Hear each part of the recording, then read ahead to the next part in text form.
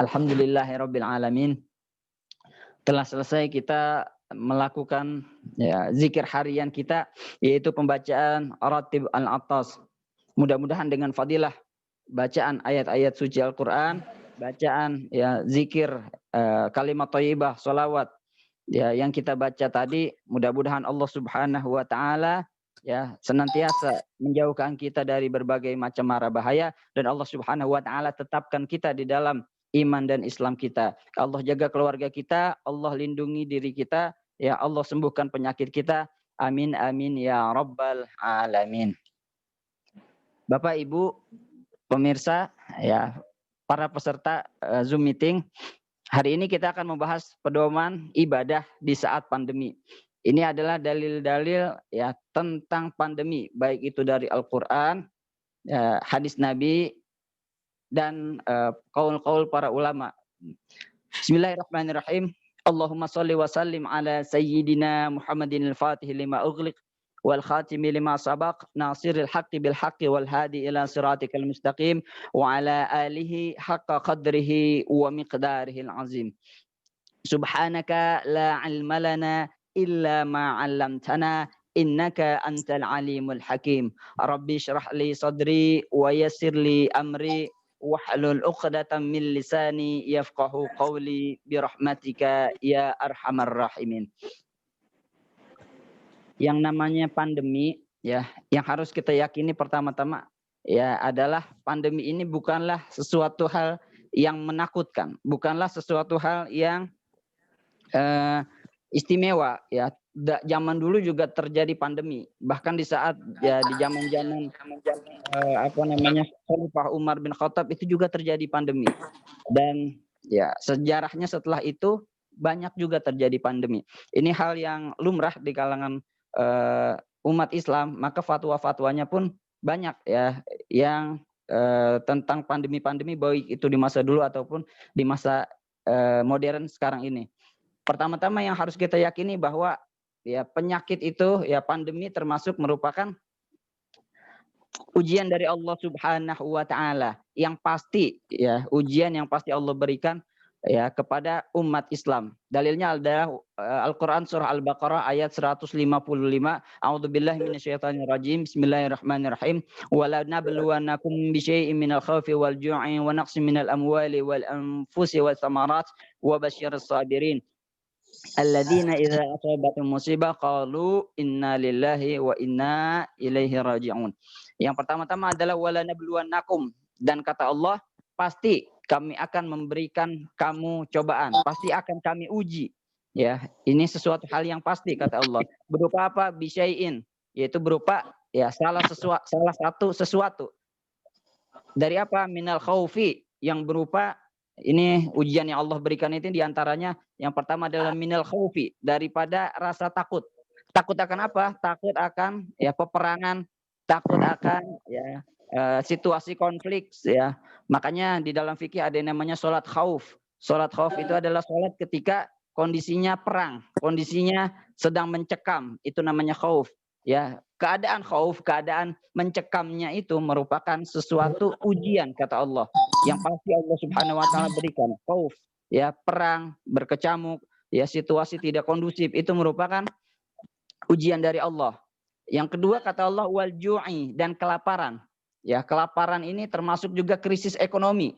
Seperti sekarang masa resesi, itu juga termasuk wal ju'i, termasuk kata Allah ujian dari Allah, yaitu kelaparan. Orang-orang sekarang susah cari nafkah, susah cari rezeki. Lapangan pekerjaan banyak yang ditutup. Itu juga kata Allah, ujian dari Allah. Minal khaufi wal ju'i wa naqsim minal amwali, kekurangan harta. Sama. Seperti saat ini misalnya, orang-orang pada susah mencari bahan makanan, susah mencari harta, susah mencari pekerjaan. Wal anfusi. Nah, ini termasuk salah satunya, kekurangan jiwa. Maksudnya apa? Banyak orang yang meninggal dunia, banyak orang yang sakit. Ini namanya kekurangan wal anfusi. Yang dimaksud wal anfusi itu kekurangan harta jiwa. Banyak orang-orang yang meninggal, banyak korban jiwa, itu merupakan ujian dari Allah Subhanahu wa taala. Di dalam hal ini termasuk pandemi Covid itu juga termasuk ujian dari Allah yang berupa wa naqsi minal amwali wal anfusi wa naqsi minal anfusi wa thamarat. Ada juga kata Allah selanjutnya wa thamarat, kekurangan buah-buahan. Maksudnya apa? Maksudnya kekurangan buah-buahan itu adalah masa paceklik, masa kemarau yang panjang, masa kekeringan. Itu juga kata Allah merupakan ya salah satu dari ujian Allah Subhanahu wa taala. Kemudian apa Allah bilang wabasyiris sabirin, dan berilah kabar gembira bagi orang-orang yang sabar. Sabar dalam hal apa?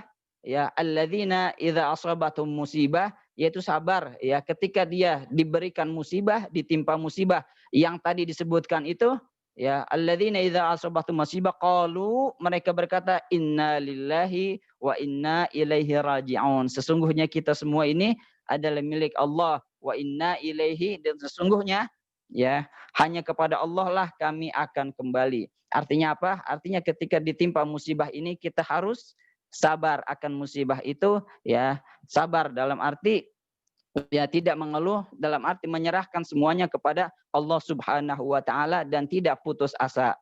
Yang kedua, ya prinsip atau pedoman yang dijadikan di dalam pandemi adalah Al-Qur'an surah Al-Baqarah ayat 195. Wala tulqu biaidikum ila tahlukah wa ahsinu innallaha yuhibbul muhsinin.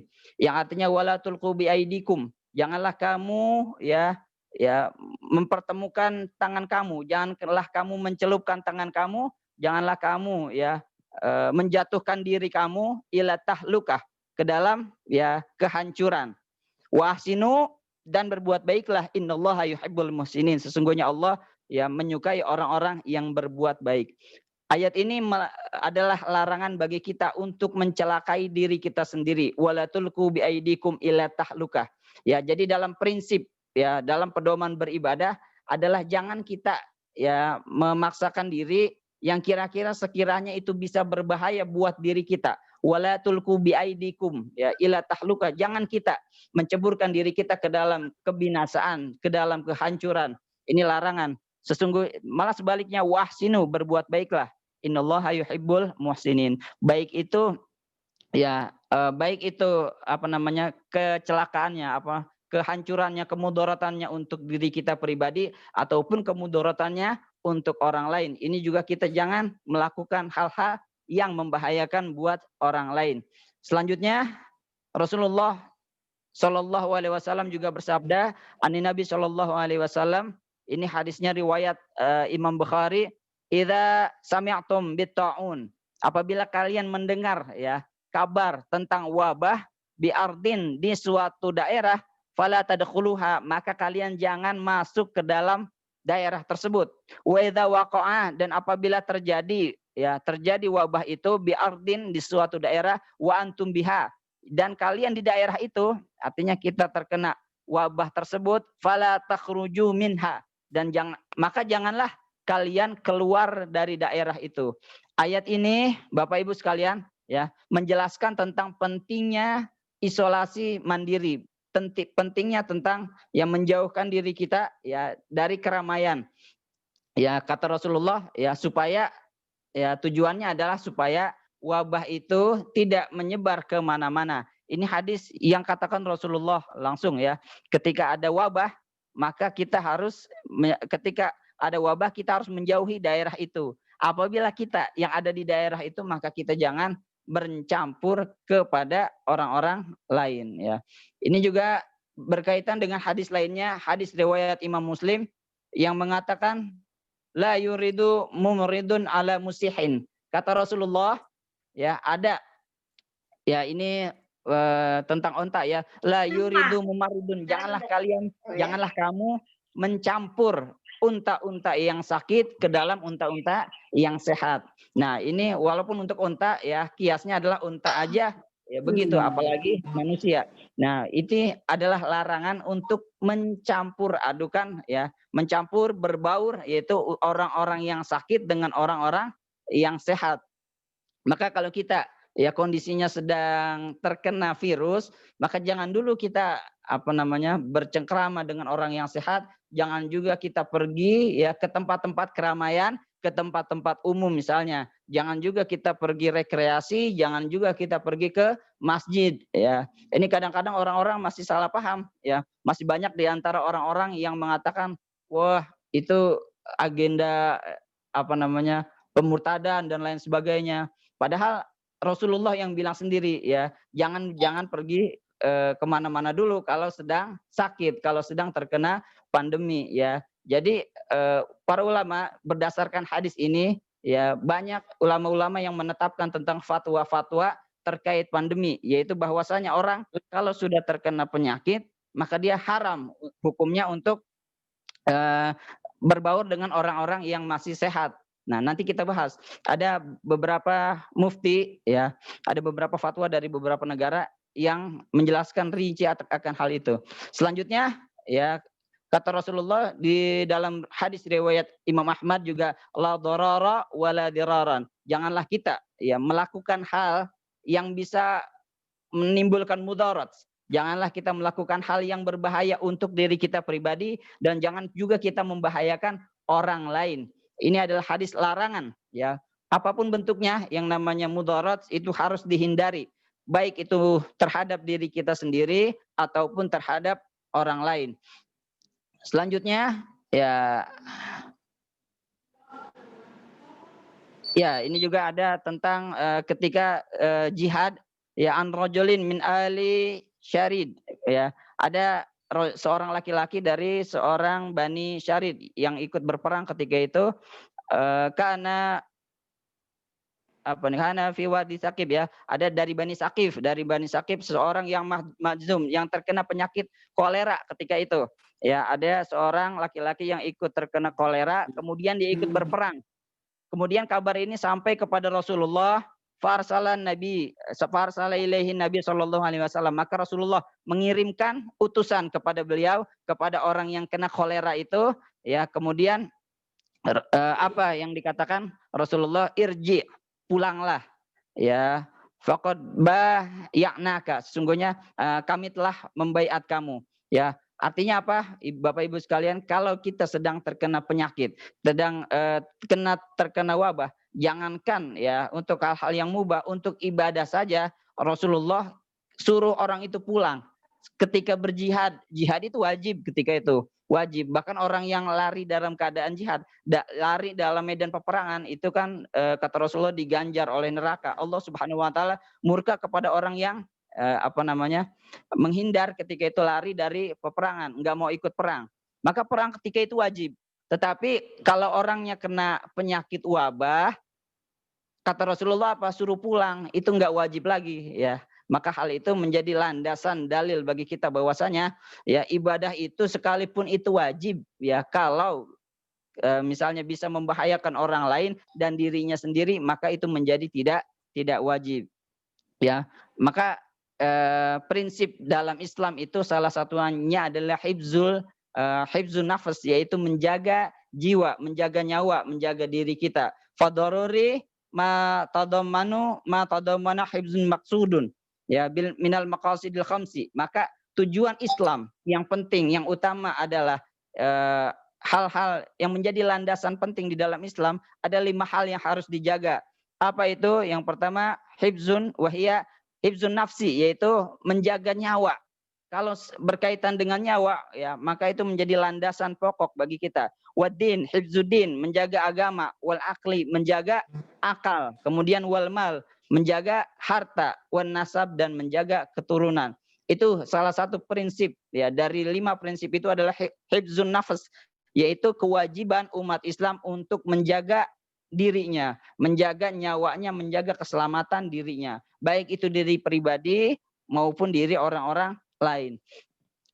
Kemudian ya ada, nah ini terkait dengan ibadah. Nah ini sudah lebih rinci lagi Ibnu Hajar Al-Haythami di dalam kitab Al-Minhaj Al-Qawwim dikatakan ini tentang bab-bab yang membolehkan orang tidak sholat jamaah.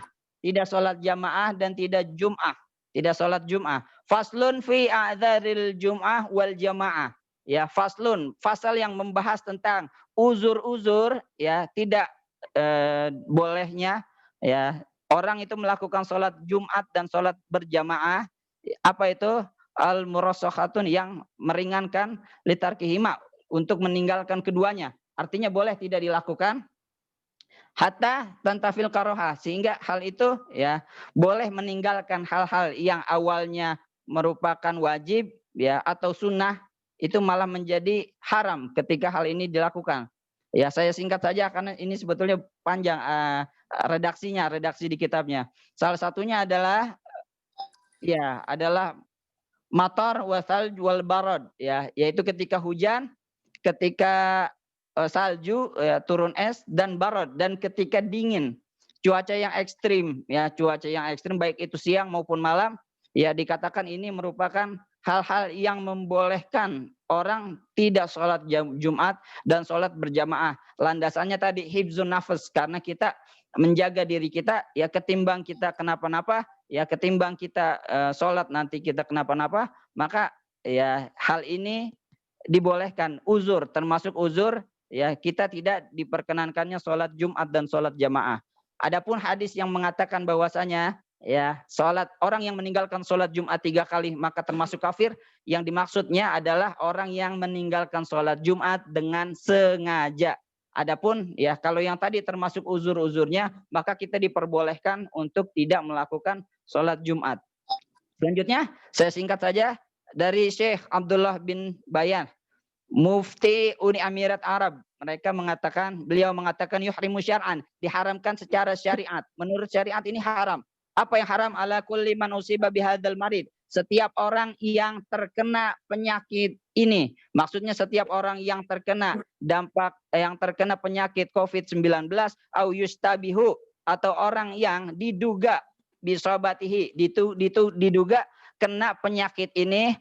Apa yang wajib? Atau wajud fil amakin al-amah, yaitu mengunjungi tempat-tempat yang umum. Itu haram kata Mufti Emirat. Au dzihabun ila masjid, atau pergi ke masjid. Tuh, pergi ke masjid haram menurut Mufti di Uni Emirat Arab. Li huduri sholatil jamaah wal jum'ah. Ya, untuk menghadiri sholat Jumat dan sholat jamaah itu haram hukumnya. Selanjutnya apalagi wal aidain, termasuk juga sholat Idul Fitri dan sholat Idul Adha. Wa yajibu alaihi al-akhdhu ya bijamil ihtiyat, dan orang itu wajib mengambil langkah-langkah preventif. Ya, selain mereka haram keluar, mereka juga wajib melakukan langkah preventif berupa apa? Bidukhuli fil hujuri sihi, yaitu yang melakukan ya isolasi mandiri di dalam ruangan atau di dalam kamar yang sehat, wal tizamu bi'ilaj, yaitu ya wajib juga selain isolasi mandiri, wajib baginya untuk melakukan ya pengobatan alladzi yuqarrirul jihad sihah fi daulah, yang ditetapkan oleh ya otoritas kesehatan di negara tersebut. Bapak Ibu sekalian, berhubung waktu yang sudah singkat, ya ada juga nanti mufti di Libya itu mengatakan hal yang serupa, bahwasanya orang kalau terkena COVID itu haram dia keluar ke masjid dan sholat berjamaah dan lain sebagainya. Juga fatwa Majelis Ulama Indonesia ya MUI Provinsi DKI Jakarta, fatwa nomor 2 tahun 2020 ya bulan Maret kemarin tahun lalu, itu menyatakan juga hal yang demikian, bahwasanya orang kalau terkena COVID-19 itu haram hukumnya dia keluar